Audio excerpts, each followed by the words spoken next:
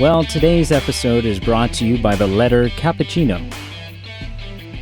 And if you would like to get yourself a cappuccino, you should go get one from, literally whoever is willing to pay us the most to say that that's where we get our cappuccinos from. That's, we're not above taking cheap sponsorships from cappuccino people.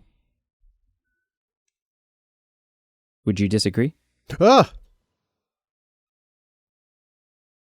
You scared the living daylights out of me. Oh. Okay. No, sorry. I didn't mean to. I apologize. Sorry. I had been sitting on that for a while. Yeah, I will, whoever wants me to push their cappuccino, I'm all ears. You know what, actually, I just had a thought, and bear with me, but I almost wonder, just with the, with who we are and our personalities, I feel like we could get a place like one of the big wig coffee places to pay us to say that that's not where we get our coffee. It's a little more degrading. However, it's still a sponsorship opportunity, and I don't think we should entirely rule it out right away. It pays the bills, so you take what you can get. Yeah, man. Yeah, absolutely. Mm-hmm. Hello and welcome. My name is Brady. I'm Peter. And we are here for the 17th time. Well, the 95th time, but also the 17th time if you only tune in for our 007 episodes. I mean, why wouldn't you? They're clearly the creme de la creme. Yeah. You know what? Hey, you know what? Our episodes are good. The films, It's true. I feel like we are increasing the value of 007, of the 007 franchise. Yeah, definitely some of them for sure. Yeah, unless saying that gets us into some sort of legal trouble, in which case, I'm really sorry. But yes, welcome back. So 17. Do you know what that means? There. We're getting there. There's 9 more to go after this. Yeah. That's crazy. No, 10 more. 10 more. Yeah. Why am I screwing? That was as simple as math gets. No, it's an easy mistake because 9 currently, but when the new one is released, it'll be 10. That's what I was thinking. Yeah. But, I got your back. Yeah. 9 existing, currently released ones. Mm-hmm. Yeah. Yeah. Living Daylights. This is a big deal. Yes. This is a big deal because it's a new guy. Oh, thank heavens. And whenever there's a new guy playing 007, I put pants on. I brush my teeth. I wasn't wearing pants when I watched it, but I'm wearing shorts to review it. Sure. And I feel like that's good enough. Oh yeah. Yeah. Anyways, if you're new, we are going to spoil the shit out of this movie. Like an egg that's been left out in the sun. Like a cute little grandkid, we're going to spoil it. Yes, we're going to pinch its cheeks. We're going to buy it a cap gun, even though its parents have said no several times. Yes. Man, that was my grandma. Amazing. Nice. Amazing. She bought me so many cap guns. Anyways, yeah, so you know what? If you haven't seen this movie and you've always wanted to, and you clicked on this for some reason thinking this was a free download to the movie, I'm sorry, your luck sucks. Maybe click away. Bookmark this thing. Send it to all your loved ones, and then once you've seen the film, come back and listen to this episode yourself. That's right. We're on a search. We're on a hunt. We're on a hunt for the quintessential 007 film. Yeah. Not necessarily our favorite 007 film, but the 007 film that independently we both agree. Like you'll agree on yours and I'll agree on mine. Mm-hmm. Maybe they'll be the same one. Maybe. But if aliens come to the planet and we feel like the only way to stop them from probing and cloning us, in that order, then is to show them everything that 007 has to offer, then which 007 film is it going to be? Which 007 film do we need to put in their beta player? So that's what we're on a hunt for. And we do it by ranking the 007 films in 8 different categories. And then we take the 8 different categories and we average them up. We rank them all from a scale of 0 to 10. And then we average those scores and we get our number based on that. Yeah. Yeah. Let's So get are to you it. ready to do this? Oh, yeah. Yeah. So our first category, as always, is... Plot. There you go. I thought you were going to leave me high and dry there for a second. So plot. I gave this a 5. I didn't think it was anything special. In fact, I found it kind of boring from a plot standpoint. I never felt like the threat was all that threatening. I was never scared for, like you said in our Mulan episode, I was never worried about the future of China. But it was easy to follow. And so although I was bored and I didn't think it was anything spectacular, easy to follow is a big deal historically when it comes to the 007 films, because some of them are like trigonometry. And so I just, I smacked it right in the middle. Take it or leave it. I gave it a 5. Cool. Hey, you know what? We sometimes align. We sometimes differ.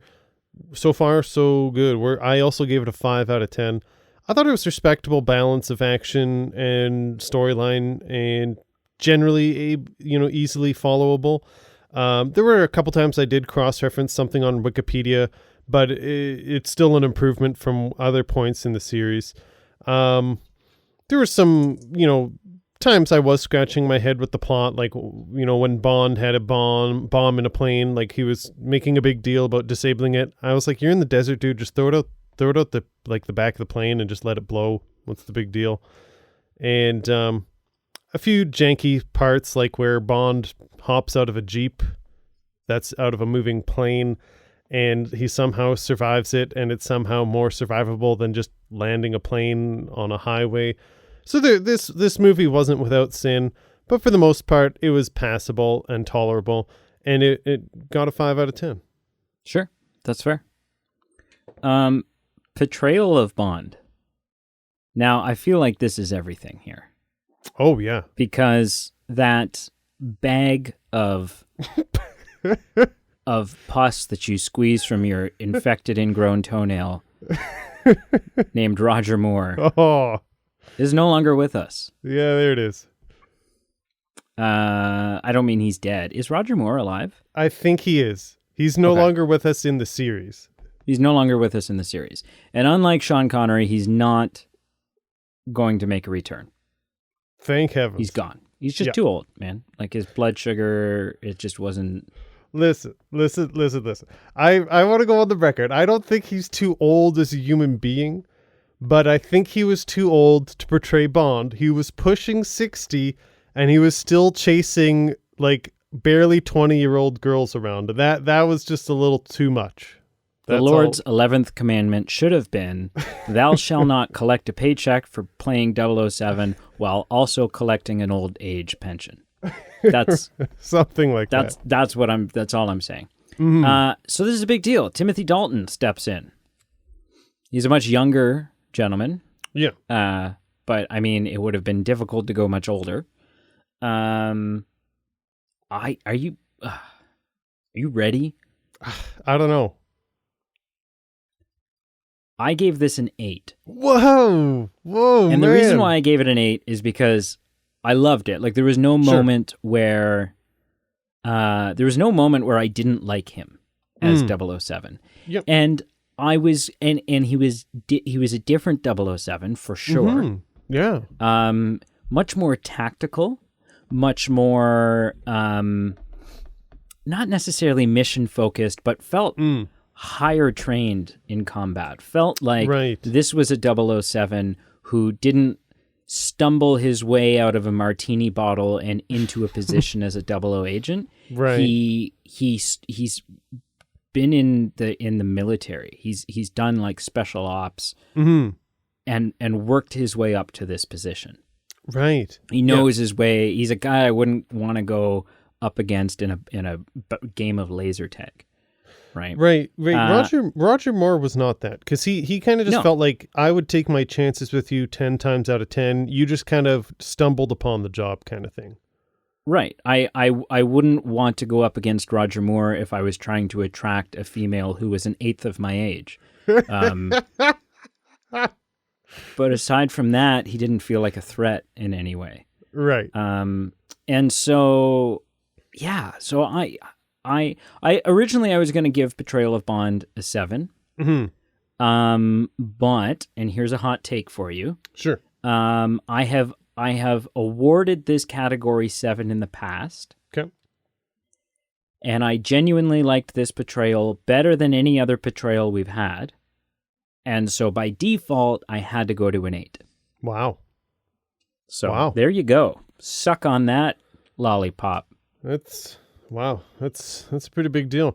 I'm looking at my score here, and I think I was a little too hard on it, because I was equally as impressed as you were. Something I just made a note of just in scenes, it just seemed just the way he carried himself. I really was more convinced of the 007 role. Just, yeah, Sean Connery's classic, I guess. Sure, Roger Moore is... Actually, I can't think of something good about Roger Moore, but there were just times where Timothy Dalton, like, there was just a scene where he just like picked up the phone. I think he was in a hotel room and he was like, I think checking in with HQ, and just the way he carried himself in a conversation. I'm like, I'm picking this up. Like, you are a suave gentleman. He knew how to be an agent. Yeah, like Roger Moore felt like the Jack Sparrow of James Bond's, in the sense that he would stumble his way to success, right? That he would, like, Roger Moore would be like, I wonder what this button on my watch does. Whereas Timothy Dalton knew exactly what that damn button did. Right. And was trained to use it. Right. Had read the manual. Yes. So he's just the way he carried himself in scenes. Like, if I was in this world, I am trying to beat up on Roger Moore, but like, there were times where he would just carry a scene and I'm like, you know what? If there's something goes down, I'm going away from you. Like, you have no idea what you're doing. With Timothy Dalton, I'm like, I'm sticking with you. We're going to figure out a plan. And I know that you know your shit and we've got this. I gave it a 6, and I'm wondering if I was a wee bit too hard. I think Timothy Dalton was a welcome. I would say 99% of his interactions I was a fan of. There was one where it was quite an offside moment. Probably didn't age that well. It didn't age well at all. He forcefully disrobes a woman so that when a KGB guard comes in the room, the guard like is shocked and Bond could get a jump on the guard. And I was like, all right, man, like, you can't do that. But other than that,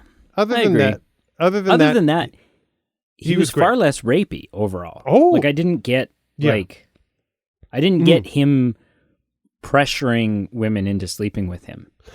And he had to do some playing around as far as maybe misleading some people with information, and one was with a woman, but I didn't feel guilty or sleazy when it happened. Like, he just played the part of a spy where he's like, I need her to be convinced that something else is happening, and it wasn't taking advantage of her in that way. Like, sometimes Roger Moore was just plain nasty, like in a... They felt more like acceptable, necessary evils. Yes. This time around. Yes. And, I think it came down to the portrayal of Bond, but even sometimes there were just more fun dynamics, like where the female Kara was like, we have to go back for my cello. And he's like, no. Oh, but she's like, here's more reasons we have to go back. And he's like, no way. And then it cuts to them getting the cello. And I felt like there was just some fun, that he was suave when he needed to be. He was kind of funny when he needed to be.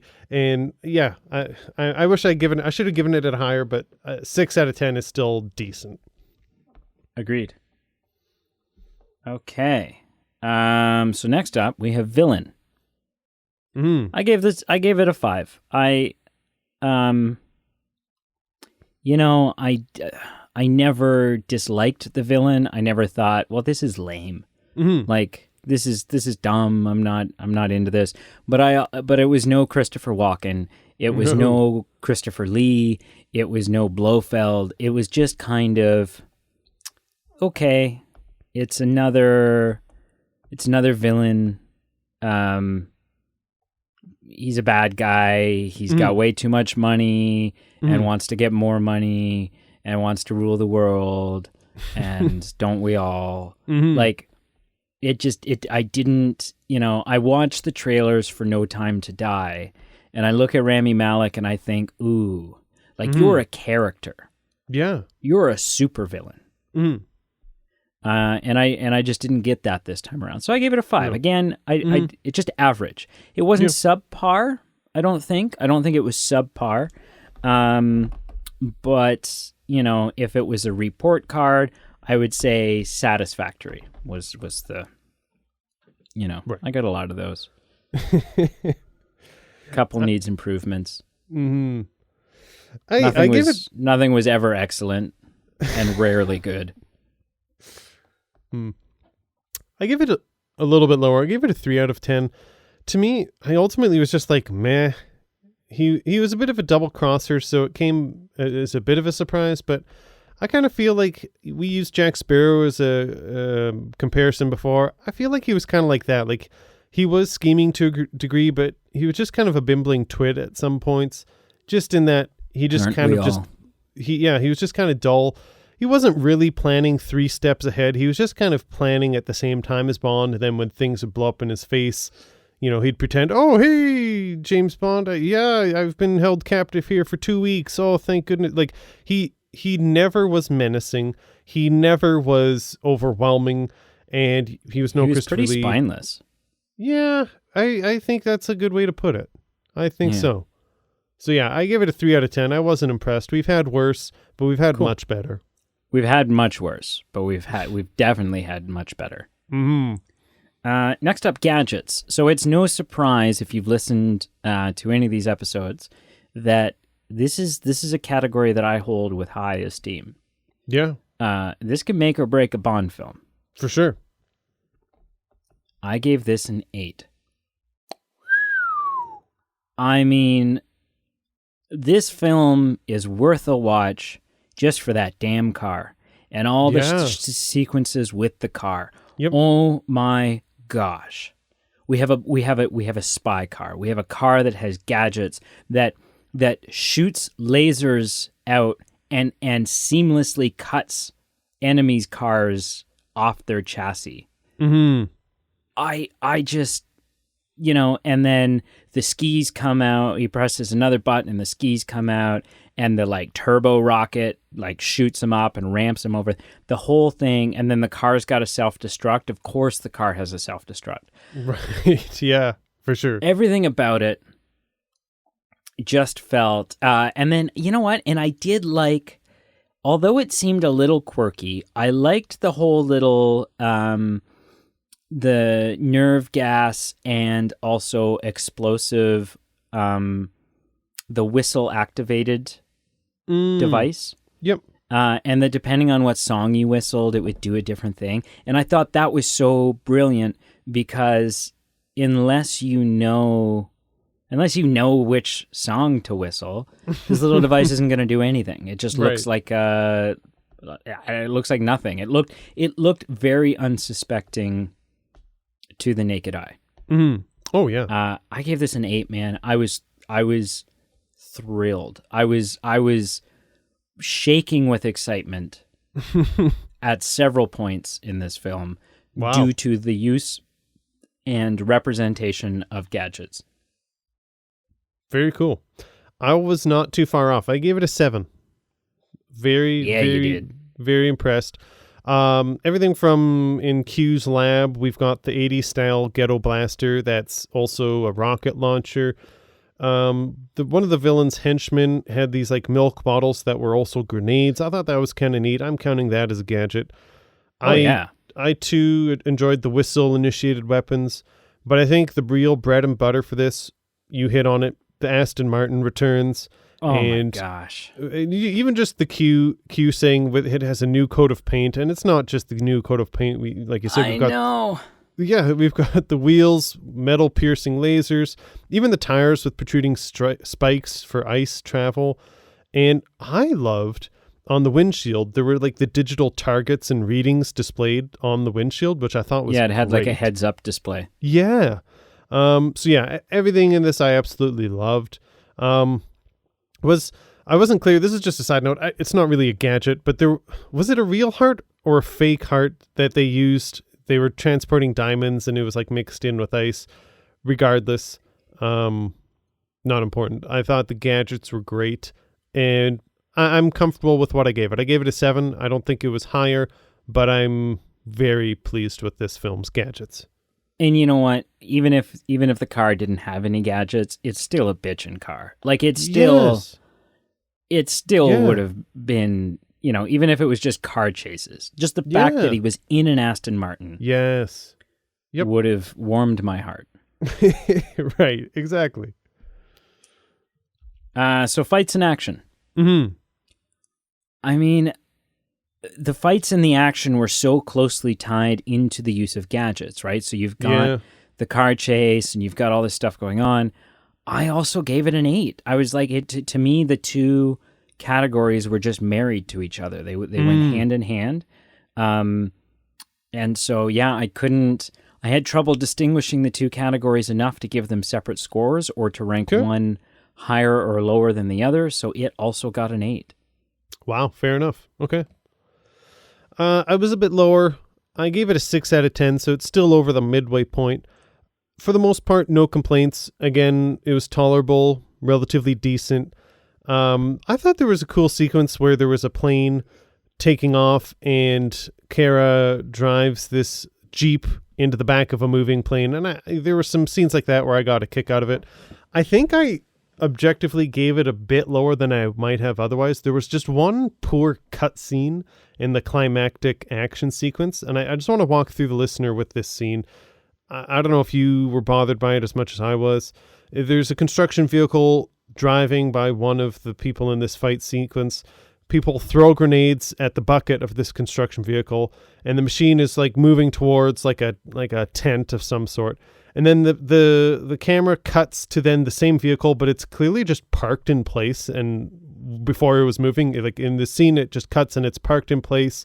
And then it's shot shooting the explosion sequence, and it was just kind of left a bad taste in my mouth. Like if it had been in one of the episodes from the 60s or 70s, I would have been like, we've seen which there were cut sequences like that in those films. I was more tolerable of it then because I'm like, hey, time and place. But this is like 1987. I expected a bit better from it. So 6 out of 10, might have even squeaked into a 7, but there was just one kind of bad cut scene that I thought was a little below what the film could tolerate or could accomplish considering it was the late 80s. Okay. All right. Bond Girl. A category that I am historically hard on. Because in my mind, I just compare everyone to Honey Rider. Oh, yeah. And nobody's ever as good as Honey Rider. And so then they suffer a bad score. I did give this a 6, though. And before, I just want to cut you off. Something that actually came to my attention this week. I was bouncing back because I wanted to open up Dr. No. Yeah. To try and compare, okay, where did I rank Honey Rider, just to kind of comparison. And I realized that the first week, I didn't actually use our 8 grading scale. I just used my normal scale. So that's the one film that I actually can't do a direct comparison. So I'm a little confused of how to compare it, but sorry, I want you to continue. Bond Girl. So you need just to sit your ass down and rewatch Dr. No and rank it appropriately. Physically, I don't know if I can. Oh, man. It wasn't bad. It wasn't, Dr. No wasn't awful. It wasn't the worst. Like, on my scale, it scored a 5.3. And the thing is, I could honestly probably just start half to 3/4 of the way through, because that's when Honey Rider comes in. And I'd probably when just... she's on the beach. Yeah. He just kind of creeps. She's diving for shells. And he just kind of creeps up on her like, hey there. As you do. Well, it's Sean Connery. Hello, sweetheart. You're here on the beach looking for seashells. Splendid. I could have said anything other than splendid, but then I wouldn't have sounded quite like myself, you see. So I gave this a 6. Cool. You know, I didn't think she was, from a personality and from a character standpoint, I didn't find her all that fascinating. However, you know, when she needed to kick ass, she kicked ass. Right. And got involved in the action. And that, I think, did her some merit. And the other thing, you know, I think that helped bring this score up from the typical low score that I give the Bond girls is I had no doubt who it was that I was ranking this time. Yep. Normally, I'm like, oh, Bond girl. Okay, well, which one of the 6 do I want to choose from? Was it was it the girl he sleeps with briefly at the beginning? Is it the girl he ends up in the boat with at the end? Is it the, you know, like, but this time around, it was like, no, okay, that's the person. And what is my score? And so I think I appreciated the clarity. Yeah. No, that's a good point. Which also ties into plot, I think. But yeah, so I gave it a 6. Little above average. Did Bond sleep with anyone in this film? Off camera, yeah. Okay, I must have missed that. I think I don't know. I can't. I don't know. I feel like it would stick out to me like a sore thumb if he didn't. Yeah, but maybe I'm just used to Roger Moore, where it's like every other scene. Yeah. Yeah. Well, you'd like me to light your cigarette for? This is not what Roger Moore sounds like. Would you like me to light your cigarette for you? Okay. Can I also sleep with you? No? Okay. Hold still. Like, good Lord, man. Again, I want to say nothing wrong with Roger Moore and his age, just the fact that he's 60 and he's hitting on 21-year-old girls. Just want to clarify. Impeccable timing, impeccable scheduling on his point. Just like, do you think, like, how long? I'm just wondering. He always seems ready to go, right? He always seems like he's ready to sleep with whatever girl walks along. I guess. And I don't have this information. It's something I should Google, I guess. But how long does it take for a Viagra to kick in? Like, is he? You know, does he have like a sixth sense about these things? And before going into a building, he's like, I bet you there's someone in there that I'm going to sleep with. I'm going to take this pill and wait 20 minutes. Anyways, a little above average. I gave her a 6. Cool. Bond girl for me. I gave her a slight below average, very close to average. I gave her a 4 out of 10. You know, no major flaws with her, but again, at the same time, nothing majorly pushing me to say, hey, she was great in this role. Something that stuck out, she just seemed really, and maybe too attached to Bond very quickly. Like, keeping in mind they had hardly met, and most of their interaction was predicated on a lie that he made. But, like, there was a scene, good relationships are. As all good relationships are. But there was a scene where near the end they're in Afghanistan, and like again they've hardly met, they've hardly known each other, and she was like dead set against him going off on a mission, and you know it's as if she couldn't go on in this world if something were to happen to him. And I'm like I get it, like as a human being, sure, I don't want anyone going off to their death, but just she was like just super attached. I'm like I guess, but I don't know if it makes sense. Do you think it's possible that when she was hired to play this role, she was under the assumption that she was going to have to you know be necking with Roger Moore, and then when Timothy Dalton got cast, she was just so relieved that she was like one of those Garfields with the suction cups, which just super clingy. And so relieved to not have old man age spots all over her that she, you know, she was just thrilled. Yeah, I mean, that's my working theory. Yeah, we can't rule it out. Yeah. Supporting characters. Supporting characters. I gave this a 7, man. You know what? Cool. Okay. So it's still not the M that I prefer, but that ship sailed. I gotta, you know, I gotta bury the hatchet. eventually. Maybe it'll improve in future episodes. You never know. Maybe. But I know that it does because I know who plays M at some point, and that's exciting for me. I'm very much looking forward to that. I'm curious. I don't want you to spill the beans, but I'm curious for you. Like, I just don't know how much you know. Is my point. Oh, okay. I know about. Yeah. I won't tell you. I'll just let you know when it happens. Okay. Yep. And then if I'm surprised along the way, I'll be like, hot dang. WTF. Where's the fun? Yeah. I've never heard that. That's fantastic. So M was okay. You know what? I'm no longer carrying a torch. Mm-hmm. You know. Okay. Yep. I'm able to move on. Q was as good as Q has ever been. Mm-hmm. I think. Still the same geezer, and I appreciate him. I wish I knew. I don't know the actor's name, and that seems like a shame because I've watched him 17 damn times now. Yeah. But he was really good. And on that line, man, the line of please be careful 007 that's got a fresh coat of paint. I was like, yes it does. And you know he's gonna blow that damn car up, but it doesn't matter. Yep. And then we get a new Moneypenny, and obviously I would have loved to continue on with the Moneypenny that we've had for 16 other 007 films. Yep. Because what a great run. Mm-hmm. But if it has to be someone new, I think it was a little jarring to me, because they de-age her by like 30 years. All of a sudden, Moneypenny is, 25, as opposed to, 55. 60. Yep. 60. But you know what? I was like, okay, but I can get behind this betrayal. It wasn't so jarring for me that I took issue with it. I was like, okay, if this is Moneypenny now, that's fine. I can work with that. So, yeah, I gave it a 7. There wasn't a lot of supporting character stuff going on outside of villains and Bond girls and stuff.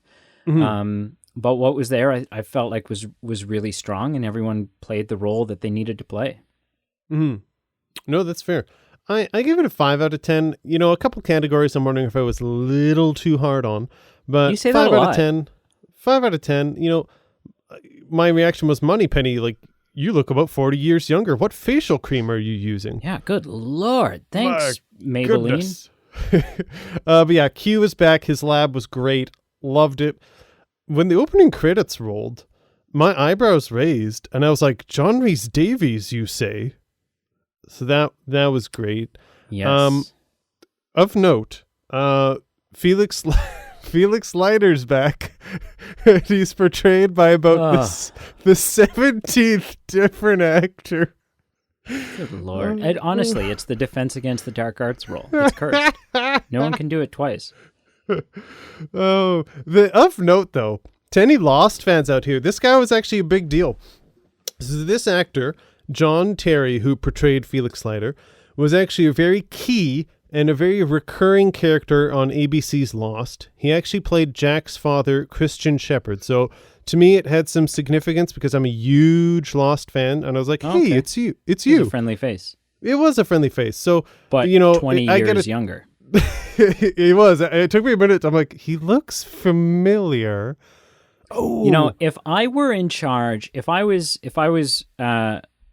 Broccoli, the guy making the producer, the guy that owns all the rights, I would insist that Felix Leiter be portrayed each time by someone different, but by as big a name as we could possibly, just to make it that obscure. Yeah. Right? So That would next be time so it's like, cool. the new Felix Leiter, and it's like, what? Willem freaking Dafoe? Are you kidding me? Yeah. Right. How does that, and then next time around it's like Reese Witherspoon. What the? Who? Like, yeah, honestly. And like modern day, like Leonardo DiCaprio. Yeah, Leo shows up, right? And Mark Ruffalo's next, and Ben Kingsley. So cool. And I think of note, I would do that. Of note, I get you. I hear you. The modern day Felix Leiter, I absolutely adore, and it's played by an actor I adore. So, all right. We'll see. But I like the concept. Yeah. So 5 out of 10 for me. Okay. Final category, final official category. Yep. Bond song. I gave this a 4. You know, interesting that they chose Aha to do it. Yeah, right? You know, kudos to them for not just doing Take on Me. But you know what? I wasn't vibing with it. I was like, no, this feels weird. This is, you know, it came off a high action scene and it was just kind of a little too tame in the emotion and the feeling of the song. And then mostly I felt like, I don't often feel like this, but I felt like the sequence, like the visuals that were happening during the Bond song, were just recycled and lazy. Like I just, you know, I was like, oh, okay, well, we don't have naked girls jumping on a trampoline. That, you know, it must be like we've got some springs broken or something. We got to get that thing fixed. But I don't know. It felt like a step backwards. Whereas all of those sequences seemed like there was sort of this natural progression and an evolution that was happening. If this felt like something that would have happened early 70s. And I was just like, oh, this is jarring and weird. Yeah. So I gave it a 4. I was like, it wasn't awful. I wasn't like, oh, turn this shit off. But it was definitely subpar for me. Right. Yep. I was pretty close. I gave it a 3, so a bit worse. It's interesting, yeah, like you said, they went with a more pop culturally significant group. They just recently did Duran Duran, so I think maybe they were trying to double up and get another top 100 song kind of. I'm just ready for intro. Aerosmith or Bon Jovi to, yeah, or Metallica. That's, But yeah, I will say this. I feel like we've strayed a bit, but with this film, we're back in line. I did feel like it had a Bond vibe, and it set or attempted to set the appropriate tone. Just with me, it just failed in its efforts. It just wasn't a good song, and so I gave it a 3.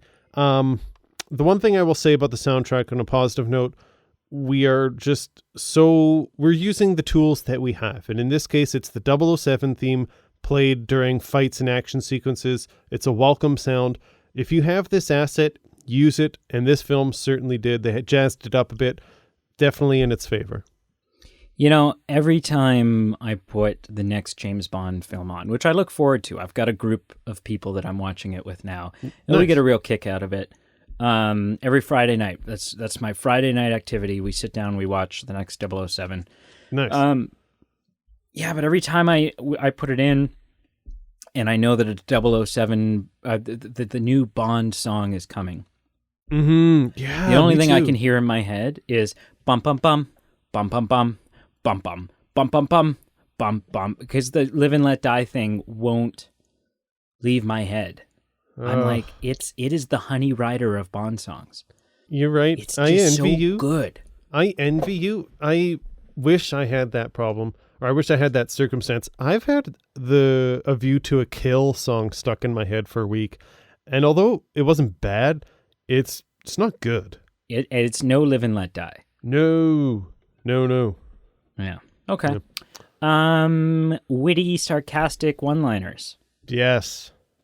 So, are you making a return to the category? Because you've been turning your nose up to this for a little while. And to be honest, no one can blame me. I mean, Roger Moore was just getting a little taxing on me. I try to blame you as often as I can. Who left the toilet seat up? Must have been Pete. Who left the cupboard open? I think it was Pete. Global pandemic. Damn it, Pete. Like, one more thing. Oh yeah. With the one-liners with this, I will say there weren't a lot, but to be honest, I was okay with this. It was nice having a break from the bombardment that we had with Roger Moore, where like every sentence ended with a one-liner. With this rendition of Bond, with this film, it just felt like it picked and chose its moments where it's like, hey, let's just let this scene breathe. We don't need a one-liner. And then there were times where it's like, hey, sometimes less is more. And let's insert one here. Roger Moore was literally like someone would be like, oh, let me just zip downstairs and grab something. I can think of something else that you can zip down and grab. Like, oh my God. Like it wasn't like even to Sean Connery's credit, his one-liners were funny sometimes. Like it was like, I don't enjoy this film, but that was a funny one-liner. Kudos to you. Yeah. If it weren't for this oxygen tank, dear, I would be glad just to breathe the same air as you. So I've got two. So one was, let me just open it here. Oh yeah. So Kara asks she essentially just asks, what happened to the villain who grabbed your shoe and the shoe slipped off and he fell to his death? And Bond goes, he got the boot. You got the boot. That was great. And the other was James Bond himself saying, we have an old saying too, Koskov. You're full of it. Yeah. And it was simple. The one I liked, and maybe this one's too obvious, sure. But I thought, like that's a nice fourth wall break, was just simply whoever she was, I must have scared the living daylights out of her. Mm-hmm. Yeah. And I was like, ooh, yeah, you did. You did it, brother. You saw an opportunity to be a loser and you took it. And it paid off. It did. Yeah. Okay, so if we take everything, and we tally it up, I get a 6.4. Wow, that's pretty high. Which ties it for second place, tied with Goldfinger. And second only to The Man with the Golden Gun. Interesting. So all in all, yeah, a solid 007 entry. A solid 007 film. Yeah.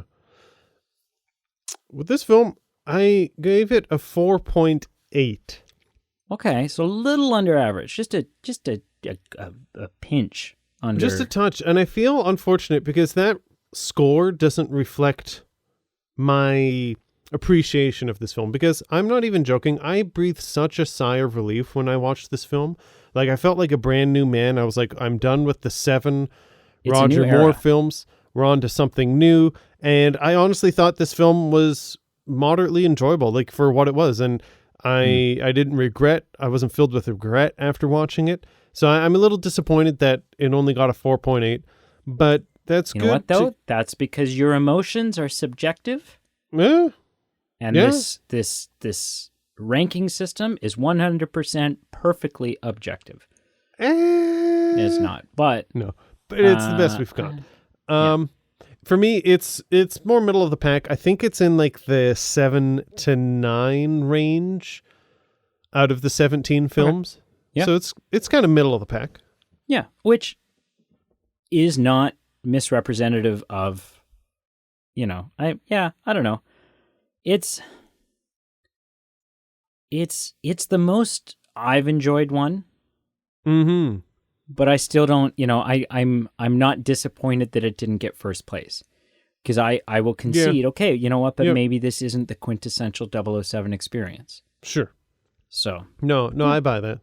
All right. Do you have a question that you've asked 17 other times, 16 other times? I do, but before I'm going to drop a couple things on you here. Do it.